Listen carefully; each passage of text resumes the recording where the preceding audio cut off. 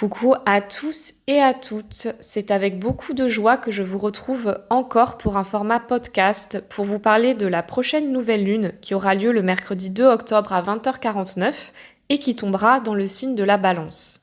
Comme le format podcast a semblé bien plaire la dernière fois, j'ai eu envie de réitérer l'expérience. Donc une nouvelle lune, pour rappel, c'est quand la lune et le soleil se trouvent dans un même signe. Donc partagent un même espace du zodiaque, un même degré zodiacal. Ici, la lunaison va tomber au degré 10 degré 04 du signe de la Balance. Donc ça veut dire qu'il y a une union entre un principe masculin et féminin. Et là, dans le signe de la Balance, une lunaison dans ce signe va vraiment nous parler d'une nouvelle graine à planter en rapport avec nos relations, notre mode relationnel. Oui, c'est ça, notre manière d'entrer en lien et de vivre les liens. Donc après, ce qui est intéressant pour celles et ceux qui connaissent votre thème, c'est de regarder dans quelle maison va tomber ce 10e degré de la Balance pour voir un peu dans quel domaine de vie ça va venir vous impacter. Effectivement, cette lune Balance, il y a un très très très gros pôle Balance puisqu'on a lune, soleil, le nœud sud qui parle des mémoires passées, de ce qu'on a besoin de transmuter, de choses à lâcher. Et puis, on va avoir aussi les lunes noires et Mercure. Donc, je vais détailler un petit peu tout ça, mais ça fait vraiment un gros package énergétique dans le signe de la Balance. Le signe de la Balance va déjà venir nous demander de nous à nous, est-ce que je suis équilibrée ? Est-ce qu'il y a des domaines de ma vie que j'ai besoin d'équilibrer ? Est-ce que je me sens en déséquilibre ou est-ce qu'il y a un plateau de ma Balance qui a plongé et du coup, je suis plus en harmonie ? Donc déjà, ça, c'est une petite question à se poser de nous à nous. Et puis, bien sûr, cette lunaison va beaucoup parler des liens. Est-ce que je suis juste avec moi-même dans mes liens ?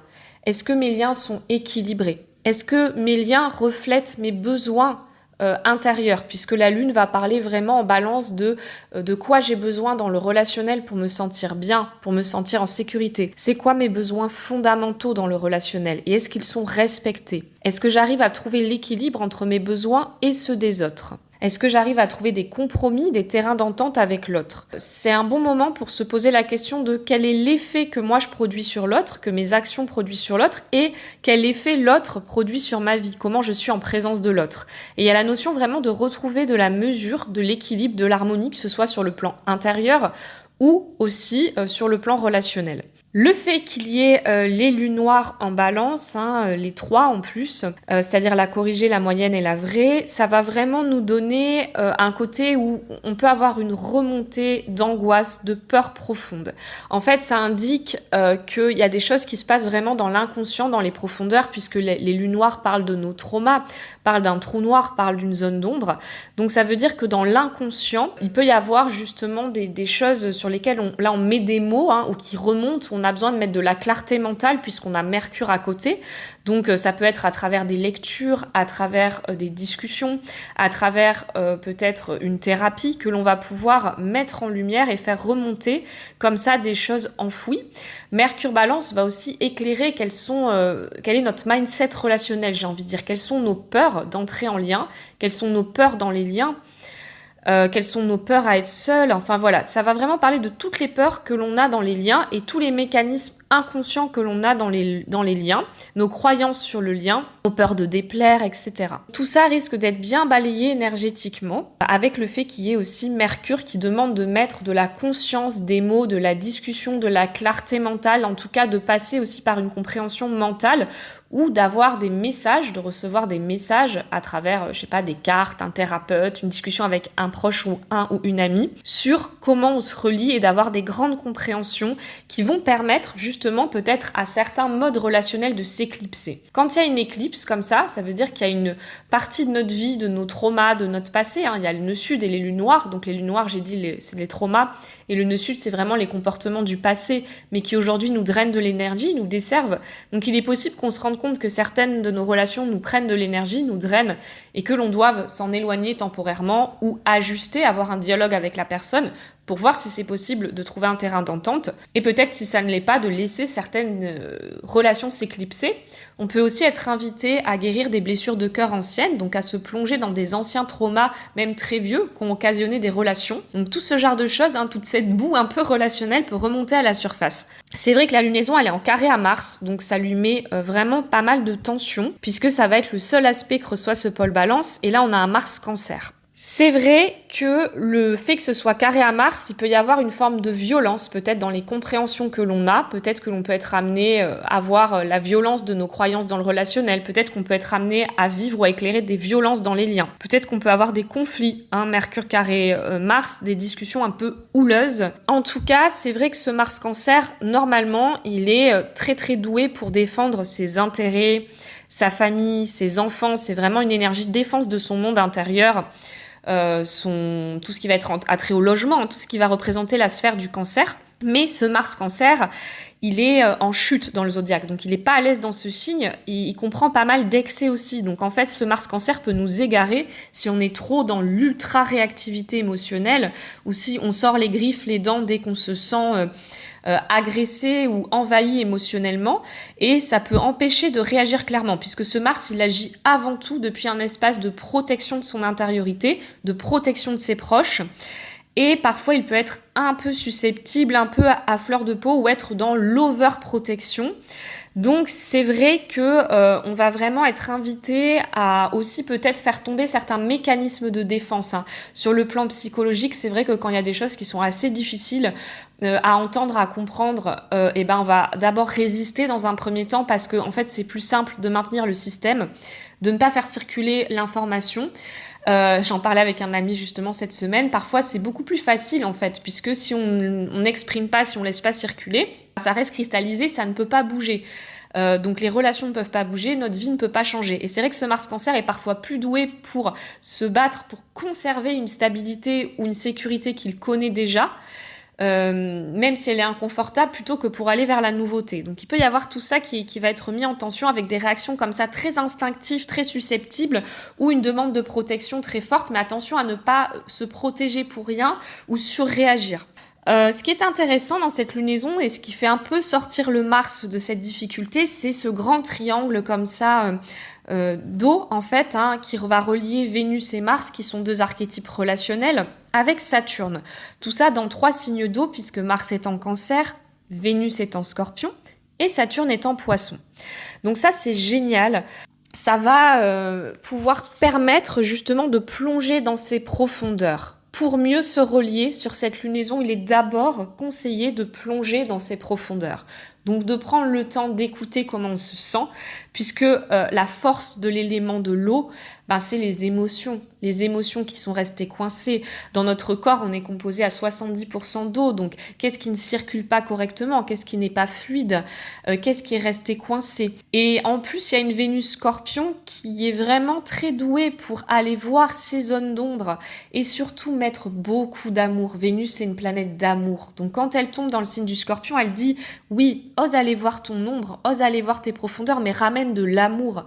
Ramène de la reconnaissance peut-être pour tes traumas, tes parts d'ombre, ce qui t'a fait mal, mais mets-y beaucoup, beaucoup, beaucoup d'amour, de soin. » Et le Saturne, en aspect comme ça à Vénus, en aspect fluide, harmonieux, nous dit vraiment que c'est un bon temps pour tirer un bilan justement émotionnel dans nos liens. Qu'est-ce qui m'a fait me sentir bien? Qu'est-ce que j'ai pas aimé? Qu'est-ce que j'ai apprécié? Vous voyez, Vénus-Saturne, c'est des moments où on tire le bilan.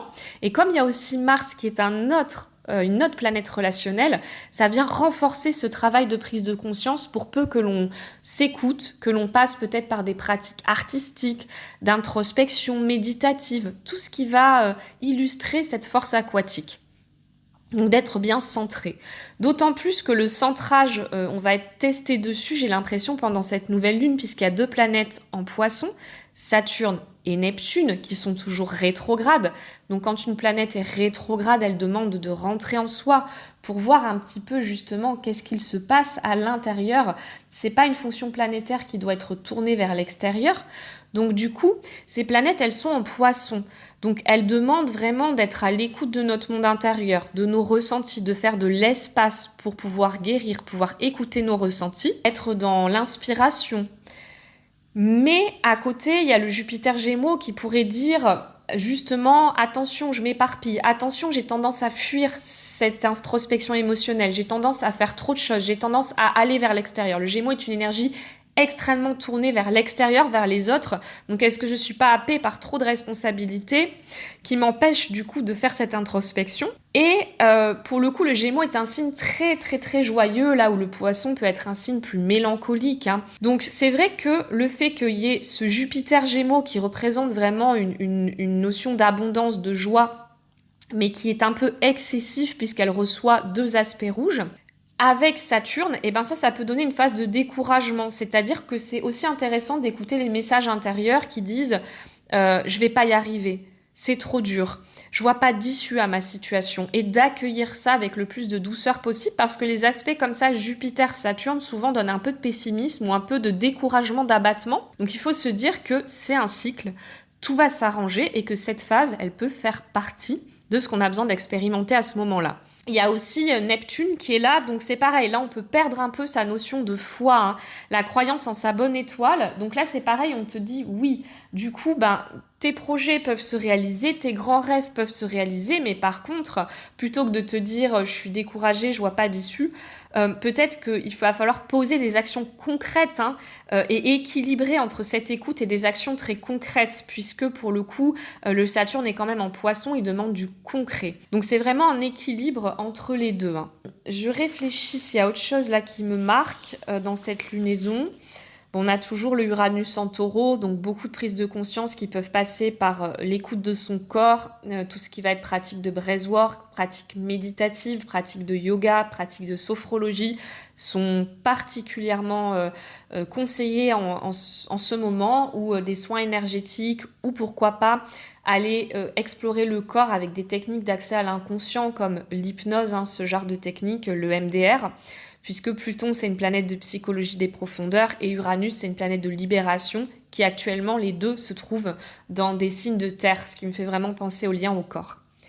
Donc voilà, je ne veux pas faire trop long sur cette lunaison, mais en tout cas, c'est vraiment une lunaison qui nous invite à laisser partir, laisser mourir des choses qui sont déséquilibrées dans notre vie, qui nous empêchent d'être à l'équilibre, de trouver l'harmonie, et notamment des liens. Donc on peut avoir vraiment des liens qui s'éclipsent, qui se réajustent très fort, ou faire des deuils relationnels même très anciens, qui seraient encore présents dans notre énergie. Voilà, j'ai vraiment ça qui se présente à moi comme énergie. Donc voilà un peu ce que je peux vous dire sur cette lunaison. Et puis je vous souhaite du coup une très belle lunaison. Pour celles et ceux qui seraient intéressés pour prendre des cours d'astrologie, c'est toujours temps de nous rejoindre. La formation karmique a commencé, mais vous pouvez nous rejoindre là en attendant pas trop. Et je vais lancer un groupe de débutants qui va commencer là courant octobre. Donc voilà, n'hésitez pas aussi, si ça vous intéresse, à m'envoyer un MP, et puis on pourra caler un petit appel si vous avez des questions. Voilà, et ben je vous souhaite une belle lunaison, de belles libérations, et une belle éclipse.